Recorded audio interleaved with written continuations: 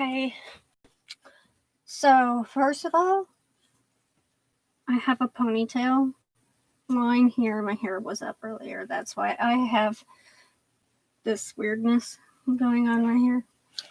I haven't done live in a while. I kind of don't have a whole lot to say except for the pointing out that my hair color has not arrived yet. So I'm still stuck. It's turning now more of a blonde with the hot pink. I don't know, disaster. And luckily it's winter and I can wear a hat. It is Saturday, so if I get the little message up here that tells me that I'm having trouble with the streaming, then I'm gonna stop. Because usually I have trouble on Saturdays, but I felt like I hadn't done a live in a while, and I just decided I felt like doing one. I had actually two very specific things I wanted to discuss, sort of add-ons or maybe parts I may have forgotten on the video I posted about establishing a relationship with yourself. And at this point, I don't remember what those two things were. And I'm sure later tonight, I'm going to be in bed, half awake, half asleep, and remember. So I have to come up with something to talk about. And I had a train of thought of where if you've been watching any of my videos, you know that I make brooms and wands. None of my wands are on Etsy. I sell the brooms, but the wand is in a one holder on the broom. So wands and brooms, fantasy, cosplay, decor, different categories you could put them in. I can't make my Harry Potter ones anymore because somebody did the whole copyright thing, because I had a broom and I had the pin from the house that it was from and stuff. So if I want to make one for my friend, I can do that, but I can't make one and sell it. Which really bums me out, because they're the ones that sell. But my mom, it's like, where do you find a market for this kind of thing? And I know there is, because I go to the Renaissance Festival every year, except for obviously this year. And people sell wands, and the brooms I've seen there were sad. They'd been more like mass produced and no sort of handcraft, take a lot of time type of products. So, each broom I make is an individual. I name every broom and every wand I make. And now I have to be careful because I was starting to name some after The Walking Dead. I had Hilltop and whatever. But anyway, that's their secret names. So my mom said, well, you should, get a booth like they have at the next Renaissance Festival and sell your brooms and stuff there, because there'll be a lot of people that are into cosplay, fantasy type things. And some of them are really just more for decor, and some of them are for, look, I'm a witch and I'm a wizard and this is my broom. And the wands and stuff. She goes, you should build up your stock and sell it there. And I didn't know if she was serious or not. And so I had to ask her a few times. I'm like, do you really think my stuff's on the same caliber as other people that sell stuff there? And I am getting to a mental health topic with this stream of thought here. I am leading to something. I had to check with her like a couple times, like, do you really think that my stuff is, she goes, well, you've seen that stuff there. It's been made by a machine and they're passing it off as handmade, and yours look really good, and you hand sanded it and stained it and polyurethaned it and put the bristles on, which is a bitch, by the way. And so I mean, like, I could make it easy and go and get a dowel, 48-inch dowel, 1.25, 1-inch diameter, and make that broomstick. No, I go to the woods and risk my life to drag out what to me strikes as something that can be, it's got to have a certain, it goes like a dip and then back up, because the dip is where you sit and the part where it goes back up is what you hold on to while you're flying it. Anyway, so it's not like an afternoon and I have a broom done. It can take a couple weeks, and it's exhausting, especially, you have to wash it and scrub it and get if you want, the bark off. But anyway, and so I'm just trying to tell you that I'm not just whipping this crap together. There's a lot of effort and inspiration and creativity going, and it just comes to me, and I'm like, I want this one to be like this. And sometimes it kind of makes itself as I'm going along, and I know that sounds kind of weird, but anyway, so I'm like, keep asking her, are you sure? I mean, so I started to look into it, and it is kind of expensive.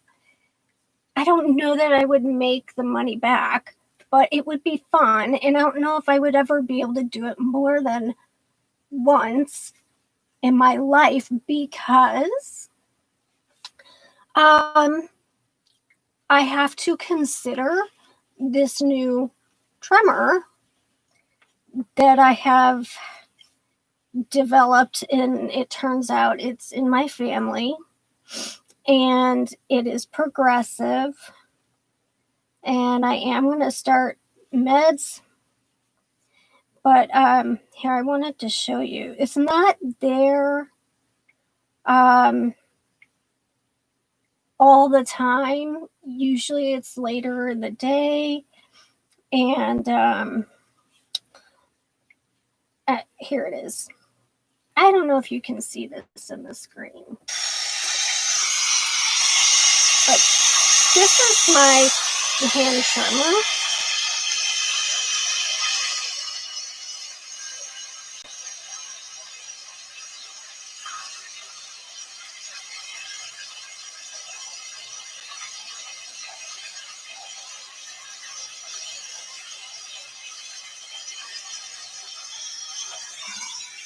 And I know it's hard to see, but the thing is that I already struggle with making my brooms.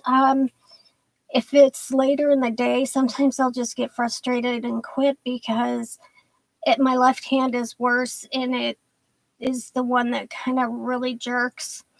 That I'm trying to hold the item with that hand so I can, because I'm right-handed, so I can use my right hand. And if it's a wand, we're talking a skinny thing, and I'm like trying to apply something small, like some detail, some trim, something, or even just trying to get some stain on there without it going like that. And I have trouble turning pages in books, like trying to.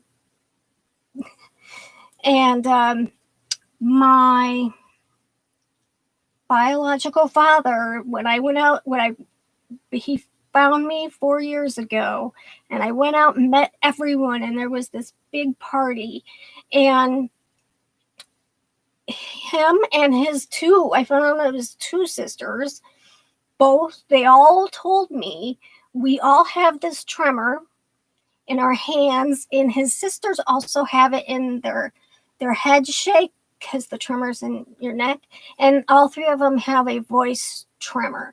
So and nobody knows if you're going to progress the same as your parents, slower or faster, worse or what.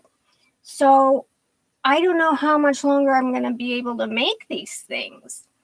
So I have probably, I could have just one opportunity to do this, go to the Ren Fest and really be a part of it by selling these awesome brooms and stuff. So I have been very busy. I'm slowly settling into the idea. And here's where the mental health comes in.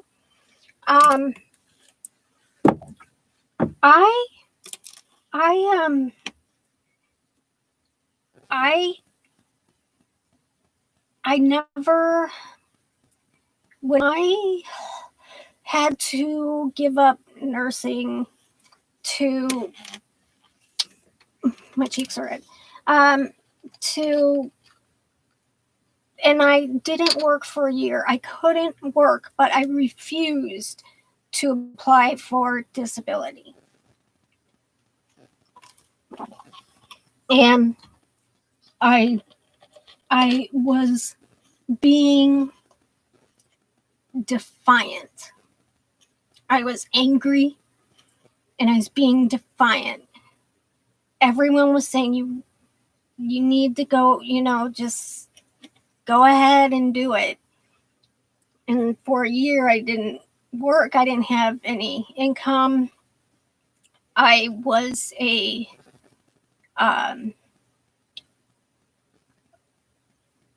what did they call it? There's a term for it, but I was an adult dependent on my stepdad's insurance, health insurance. And in that year, I got worse and worse, to the point where I wanted to disappear so badly, hide away, isolate. I was so ashamed that I had a mental illness, that I could not work. I was trained, educated, worked hard to get my nursing degree. I had social anxiety, and I did all that, all on my own. And now I cannot do that because I'm called bipolar disorder. It's just so hard because there's nobody to be angry at. And so I don't know that I ever was angry at myself. I was just angry. I was just a very angry person. Very irritable, but I don't think it had to do with moods then, like mixed episodes. I was pent up with just hatred towards the world and how unfair this was. Wouldn't the world need another nurse in it? Why me? Just a constant, it's not fair, it's not fair, it's not fair.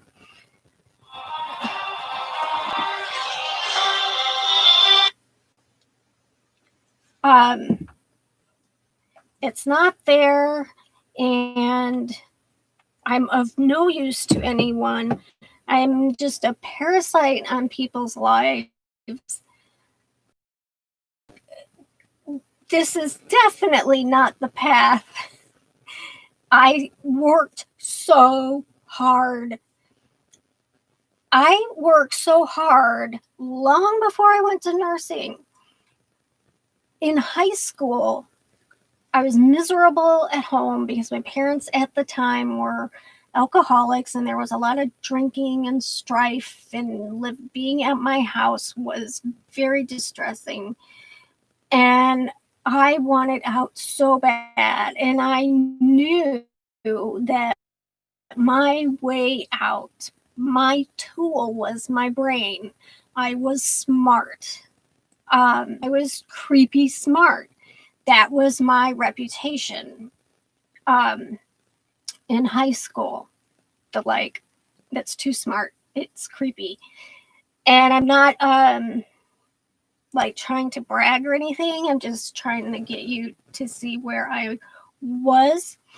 And I worked my ass off. I took the hardest classes and worked my ass off so I could graduate with, great GPA, great SATs. And I got the application for the nursing school. I forced my parents to fill in the financial parts that I didn't know about, but I filled everything else out and sent it in to one of the top in the country. And I went there, lived in the dorm by myself, didn't know a soul, and made it through. In fact, my last was management, and I was on the bone marrow transplant floor, and that's what sprung me from there to work. I was recruited from nursing school to work on oncology. And I'm like, why? Whoever is making the decision, some people believe in God, or the universe, whatever you want to. But I kept thinking, it is so wrong for me not to be able to utilize all of that education and experience that I had. And why would I be put on a path of nothingness? And it's not fair. I should be in my own apartment. It's not fair. So I'm gonna warp speed ahead. I started volunteering at the animal shelter. This is many years later, and I was on disability by then. When I went to apply, and I've said this before, when I went to apply, my brain was unable. They send you a thing of paper this big, papers, and they're trying to deter you by doing that. They know it's going to be overwhelming and that you're going to give up. But I saw the line on the paper that said, if you need assistance and you're unable to fill these out, contact, Social Security, and they'll hook you up with someone that can help you. And that's what I did, because I was not able to do that. It was just too much. And I'm sitting in front of the social worker, and I'm sobbing and gasping. I was so ashamed and embarrassed, and confused. Anyway, I got it. So after that, I have, since that time, it has been always very important to me to have something that I'm doing that at least feels productive. I still feel useless. Like,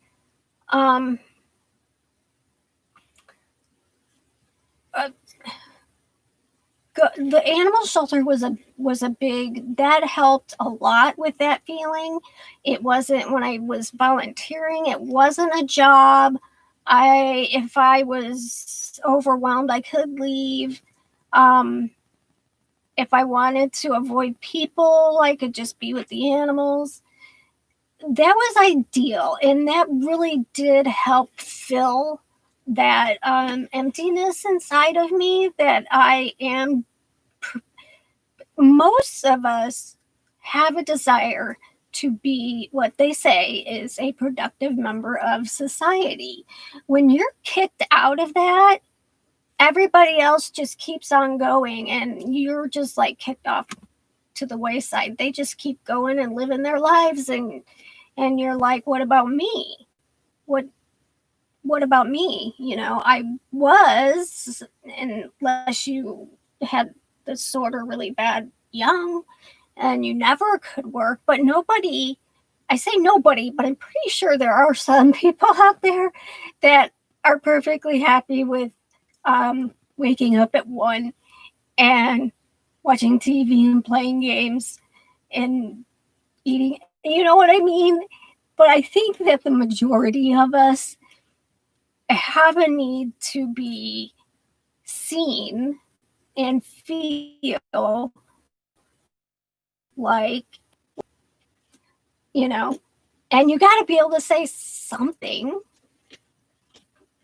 And so I had that, let's see, before the animal shelter, I wrote a book. It's sitting there on my shelf. What happened was, towards the end of it, I started to go into a psychosis and started writing really crazy stuff. And now I won't go near it again. And I guess I really should, because it's complete, except for the very ending where I could just chop out some chapters, the crazy chapters. There was a period of frantic poetry, and I can't write a poem to save my life now. Then there was a period where on card catalog, so you could look at the name of the, I'm waiting for my, there, the name of this god, goddess, nymph, but I'm such a perfectionist with it. Anyway, I did that. At another point, it was the British royal family, and I made my own textbook. I'm starting to get this message, but I'm just going to keep going because I want to get there. And so, I mean, I always have to have a passion, something I'm doing that makes me feel like I'm important, just as important as anyone else. And that when someone says, what do you do? I can say something. I'm not a nobody. I mean, I think of, you have your driver's license, yeah. And then you get a social security card, and that's you. And your social security card is tied to your taxes. And your taxes come from your income. Well, I don't have an income. I'm on disability. Then you're kind of like nobody. I mean, it's like being unnoticed, and Like, if you don't have something to answer, to talk about, to say about what do you do, then like they're just gonna pass you up and not and talk to somebody else. And I do genuinely get the creative passion when I'm doing things and I produce things and I'm very proud of them. But since the let's see, since things got bad enough that I needed to go on disability, I have needed another person to validate everything because I just don't trust that I know myself for real. What I mean is, you can be manic and be writing gibberish and think you have written the next great novel. So I have had experiences where I thought my diseased brain gave me ideas that turned out to be false. So I have to question everything. And my mom has been the one that is there. And I'm always like, do you think this is something I can do? Do you think this is weird? Do you think anyone cares about these things that I'm doing? I think I like this. I think it looks okay. Is it really okay? Should I put this here? Should I put this there? I need your opinion. Come up here. I need you to look at this. And I usually don't follow her suggestions. I usually still go with my own, but I still doubt everything. And how am I trying to? It's weird. People complain about, well, I got 2 kids and my wife.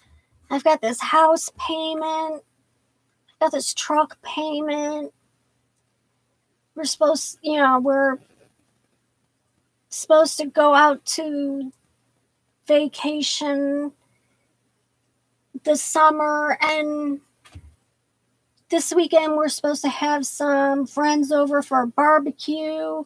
And people complain about life, and I just want to punch them in the face sometimes, because I would give so much to have those issues.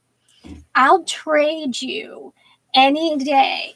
You can be the person that is doubting everything you perceive, visually, auditorily, if that's a word, intuitionally, if that's a word. And I'll be the one that's burdened with the house payment and the truck payment and the kids and the wife or husband.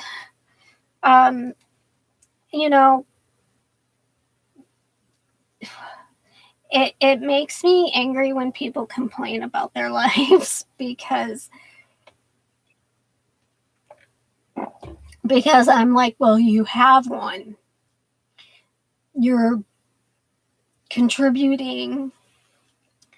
And so I left my job at the shelter. I would have to say that chunk of time, there were some years there where I lived with my mom still, and I still needed a lot of like validation and confirmation about how to handle something? Or do you think that was okay? I did that this way. A lot of doubt. And, but I felt that same feeling I had when I would tell people I was a nurse. They get this like glassy eyed looking, like, oh, you're a nurse? Excuse me. And then when you tell them that you're a nurse that works with cancer patients, they just like melt. And you are like this wonderful thing. And I didn't have that. And maybe I was a little addicted to that. I think that I was, and still do, maybe get too much of my you're okay from outside rather than inside. I never claim to be perfect. I do give my ideas and sometimes advice, but I suffer as well, and I have issues as well, and sometimes I slip. But I went to work at the animal shelter, and I got that same look from people, and it made me feel like I was a good person, that it was okay that I was not married and had kids, and all that extra stuff. I was, pretty much at the shelter 12 hours a day. So I didn't have time for that anyway. And so that made me even more in awe, she's so dedicated and whatever. And so I had to leave. And now I'm back in that place again where I'm trying to find something that makes me feel fulfilled and productive. So, and so I lie. I'll tell you a secret.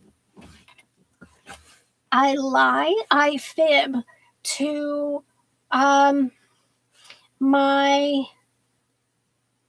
family, and my mom tells the same fibs because it is to protect myself, my identity, the makeup of me,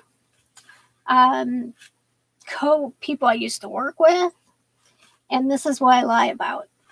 I do have a little side thing where dog training, but the truth is I have had a few people inquire and then change their mind.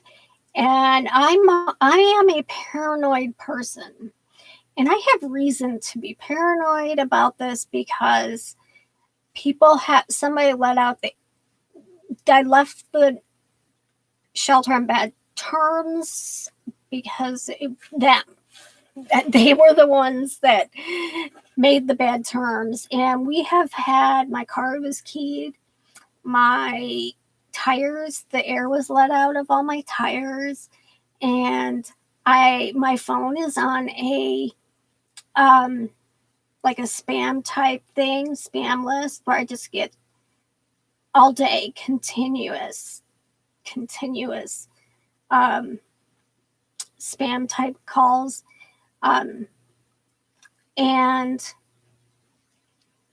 I have flyers and stuff in certain locations with cards that I put up at certain locations, and I check on them regularly because they get taken down. So the people in this town, the ones who work at the shelter, know everybody in town. And so I'm like, these people call and they initially want to do dog training, and then they change their mind. And I said something to the vet who is associated with the animal shelter, except that we're friends. And she said, we're cool. She's like, oh no, I don't think it's that. I think it's the economy and whatever. And I'm like, I don't think so. I think that somebody's badmouthed me in this town, And I have only had one gig, which I'm finishing up.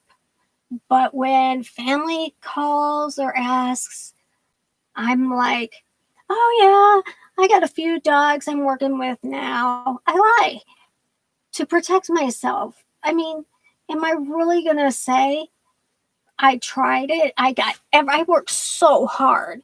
I got I didn't take just what they did at their training at the shelter. I made it mine. I made it how I thought it should be. And I got business cards and flyers, and I just like poured myself into it. Facebook page and just everything. And I was sure that because they would not be able to do their group dog training, that I would get a lot of business because, COVID, they can't be in a group and they don't have, I was supposed to teach it. So, but like people will be interested and then contact me and say, oh, we changed our mind. But, honestly, the one I'm doing right now is actually going very well. They did have an issue with their dog who would attack them whenever they tried to leave. So we've actually successfully taken care of that. I did have someone say that I came highly recommended. I don't know who recommended me though. Could have been the vet, could have been the groomer. So there's that. And then there's my brooms. I lie about that. And well, I did just sell another one, but really, honestly, I've only sold 2. But to family and stuff, I'm like, yeah, I sell brooms, and yes, people buy them, and they usually like these and blah blah blah. Because I mean, who? I'm already in a delicate state of mind, I guess. And I already feel like a failure. I don't need everybody else feeling sorry for me, but I do have times when my bipolar depression is bad, and I am thinking, why is it that everything I try so hard to do just turns to shit? And like, I train my dog to be my psychiatric service dog, and then he goes and tears his knee ligament. I was going to use the money I was going to go this trainer specific for service dogs was going to take us on just to sharpen our skills and stuff. And I had to use that money to pay for his knee. And so I really am hoping for stimulus check. And then there's YouTube. I don't know why when I did it before my hiatus, I had like 1,000 people watching some of my videos. And now I get 30. So I don't know. I guess everybody's like too obsessed with TikTok. I stopped doing TikTok because it was just too much pressure was being put on me. I couldn't get it done in those 60 seconds. Partly because of my tremor. My gig was to tell a kind of story or message on like cue cards and move one away and then the next and the next, but I was having trouble grabbing the things. And so Anyway, I do lie. And my mom lies too. She says the exact same thing. So what is Megan doing? Yeah, well, sometimes she's doing her YouTube thing, and sometimes she's got her brooms on Etsy, and she says it the exact same way I do, and I really appreciate that. I never told her to say anything like that, but she makes it sound like I am none worse for the wear after what happened at the animal shelter, I think is what she's trying to convey to people. I would, it's not possible, but it would be nice to get out of this town. It's isolated. Outside of the town is just rural. And so everybody's concentrated in town. And they talk about each other. That's all people do. Gossip about each other. Everybody knows everything about everybody, and instead of doing the humane thing, which is maybe help somebody or have a little sympathy, they use it for entertainment, or an excuse to be cruel.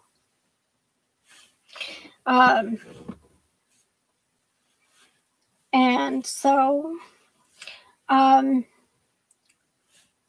title of this was Desperate to Be Like Everyone Else, and that's just it. People look at you.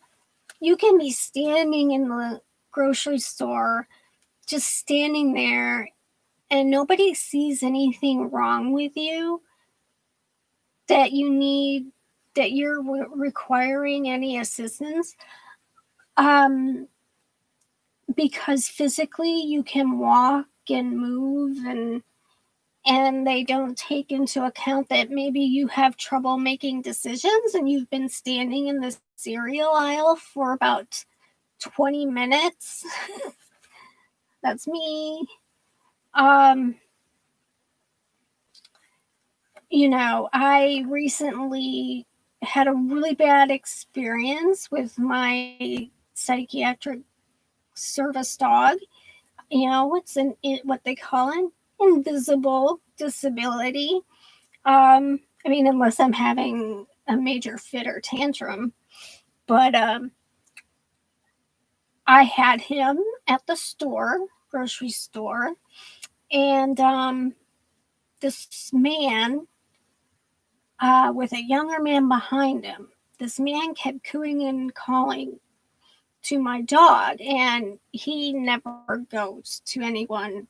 When he has his vest on, he's very professional, and he does not go to anybody, especially when we're in a store. People can coo and caw and try to get him to come to them, and he just sits and looks at them like they're crazy. And I'm like, anyway, the guy behind him kept saying, "You're not supposed to talk to the dog. You're not supposed to talk to him." And the guy just kept doing it. "You're not supposed to talk to him. You're not supposed to talk to him." And so when he got close enough to be like right on me, because he was really tall, I'm only 5 feet tall, I'm like, "Yes, you're not supposed to talk to him." He's like, "Talk to who?" And I said, "My dog. You're not supposed to talk to him. He's a service dog." And the guy, like, standing right there at me, he goes, "Oh, he's just a fucking dog." And I was like, "No, he's a service dog." And the guy behind him, the younger guy, I think, was trying to get him to go away, come away. And I'm like, "No, he's my service dog." And I turned my cart around and started going the other direction. And he yells out to me, like halfway across the store, "Well, what does he do for you, hon? Nothing?" And I was like, "He does plenty for me." This dog is a professional. He does not just what he is trying to do, he has some instincts. He knows blocking, but sometimes he just does it, like stands between me and somebody else. So I don't know if he's getting a vibe. But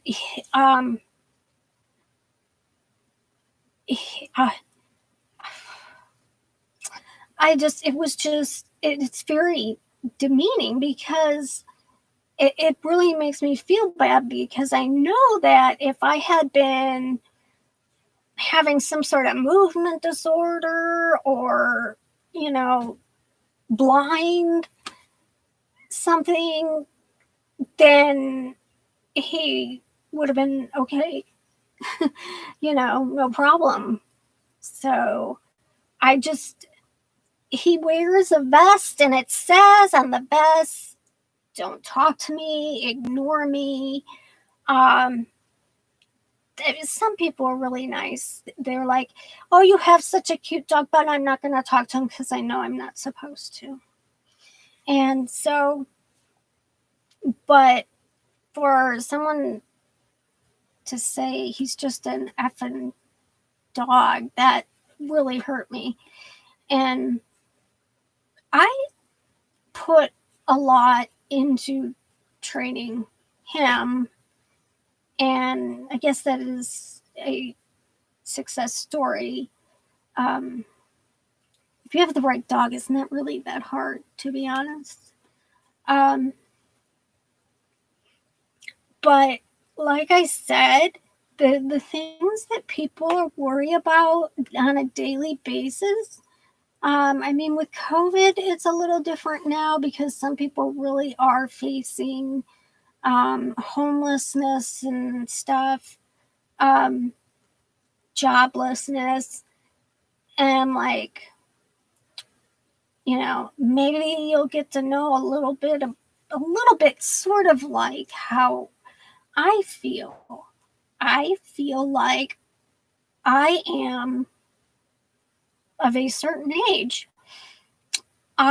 In education, so I should have a full-time job somewhere, live in my own place, taking care of my own bills. I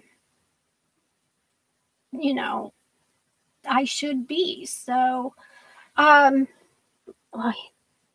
had something in the way and now everybody's there. Yeah, I agree. Hey girl, nice to see you. Hi. Move to New Zealand. Oh, I would love to. Oh, New Zealand compared to where I live, I think New Zealand's got to be beautiful, at least in what I've seen, which is only on TV. I would love to.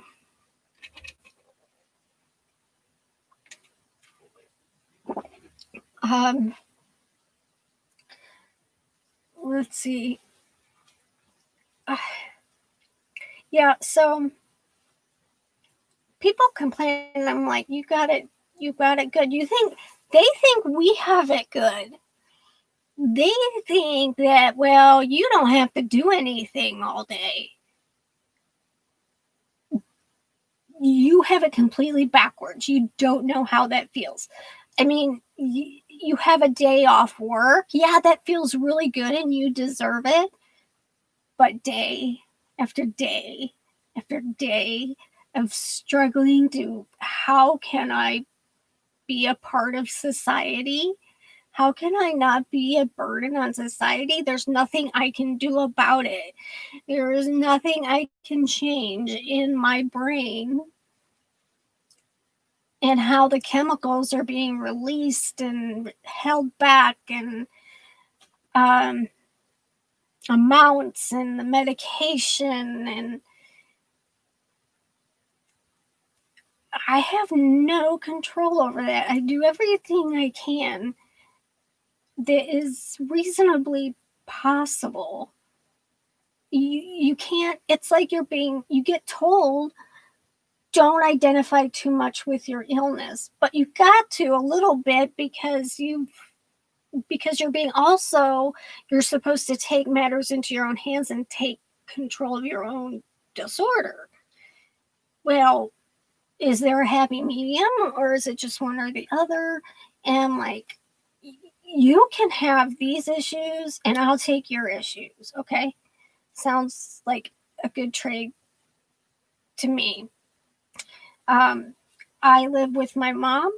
She's retired. So she gets Social Security. I get disability. I pay for my expenses. I pay her some money. So it's like rent, or I don't know. It makes me feel good that that's what I do. I would never not do that. But if and when, and this is kind of a dark place to go, if something happens to her and I don't have that, it is. And I'll talk about that in a second. When if something happens to her, I have just my income. And there's no way I can live on just that. SSDI is so hard to get. It is. Back when I got it, it wasn't as hard, and I had some things going for me that most people don't. I had been a nurse, so I had that sympathy from the social worker. I went to I made an appointment and I talked to a social worker, and she helped me with some of the numbers. Like, she's like, well, how much did you blah, blah, blah? And I'm like, I have no idea. I just have these papers and I don't know what's what. I don't know anything. And so she's like, well, let's just say it was about, and she put in numbers. So I was fortunate that way. She also told me that there is a little section that they are allowed to put comments in about, like, whether they feel you truly are needing disability. And she looked at me, and she goes, don't worry, you're gonna get it. So I got it in the first try because I had those things going for me. Later, much later, my brother was dying. My brother was his ascites from his liver failure was like out of here. When he died, they got 4 liters off of his abdomen. He was yellow. His eyes were yellow. He was wasted on his arms, and he had numb hands and tremors, and he had self-medicated social anxiety with alcohol for so long that it turned into addiction. And then he just, in his last years, he just drank to not get, he would get DTs extremely bad, like deathly bad. And he only drank, so he would try to ration it.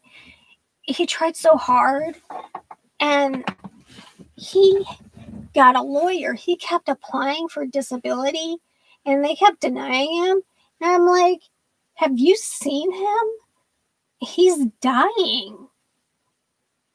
He's like got 1 3/4 feet in the grave, and he's living. Luckily, fortunately, he had been in the Marines, so he got VA stuff. He had an apartment from VA, but it had bed bugs in it. He couldn't get on a bus because he would have panic attacks. He couldn't drive. He didn't have a car anyway. So he couldn't get good food, and I had to have it delivered.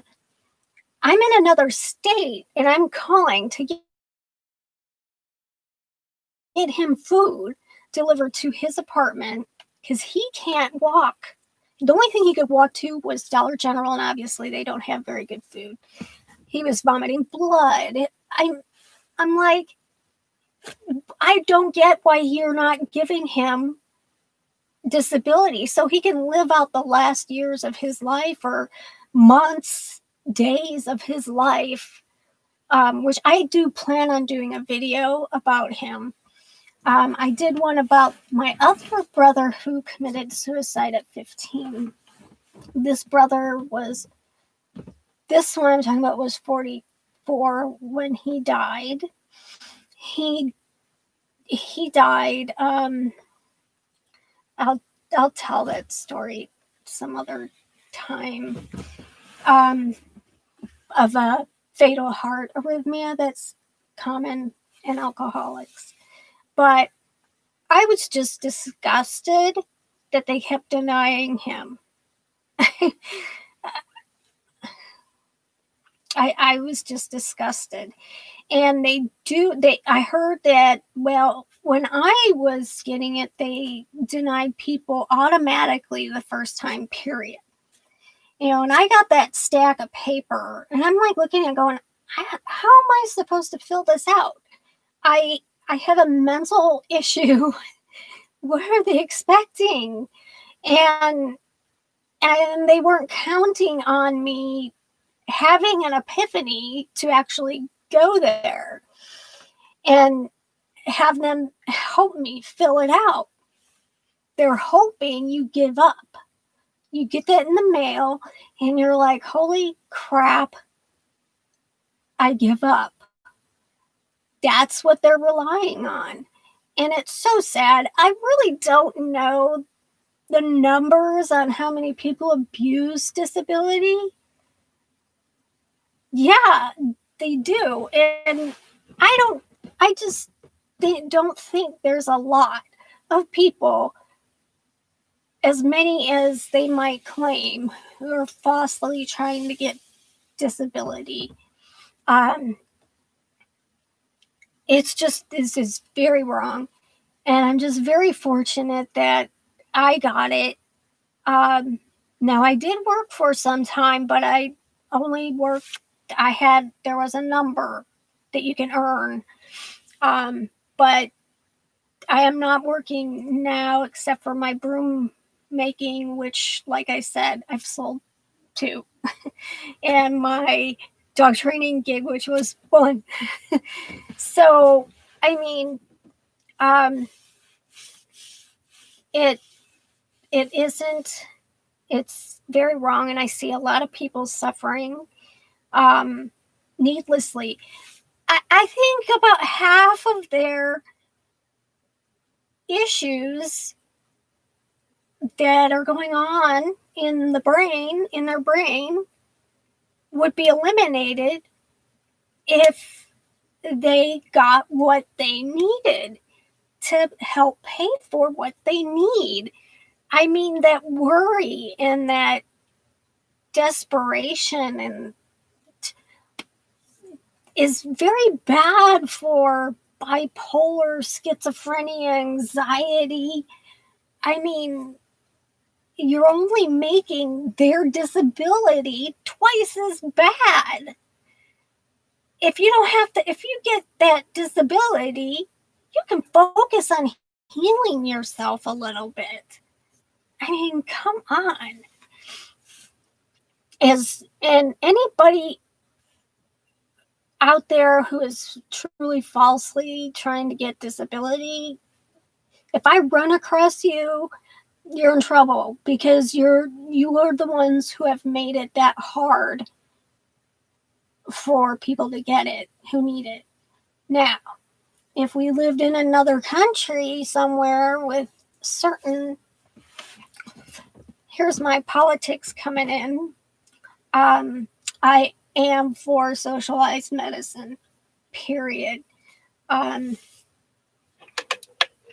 I think that the elderly should not have to pay for dentures, walkers, hearing aids, eyeglasses, things like that. I think vaccinations for the children should be free.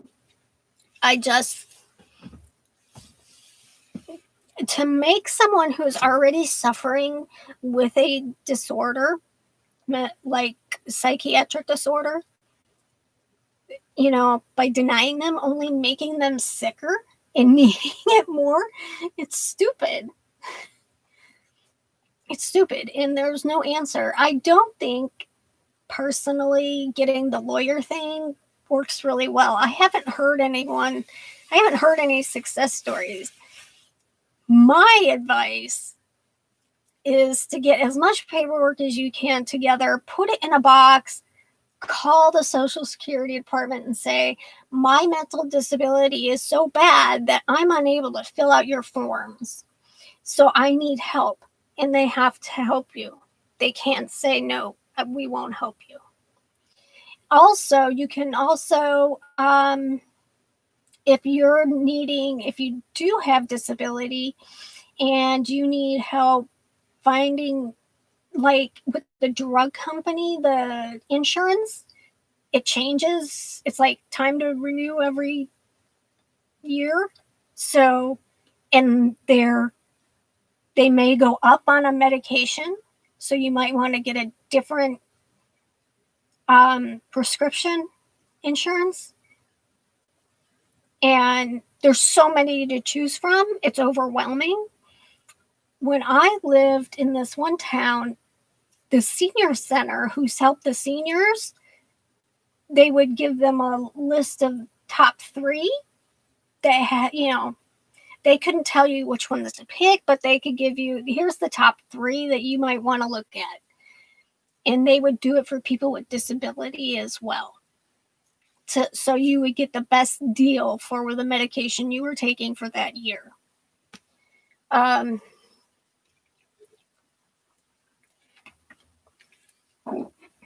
So that might be something.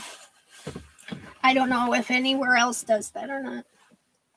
Okay, so it's like really late now, and I have to go to bed. I'm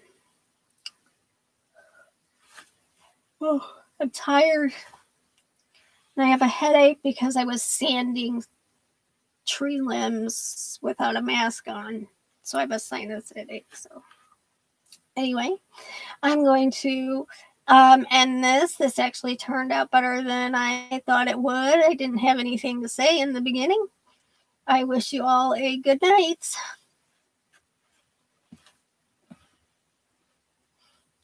I'm waiting for Eric to go night.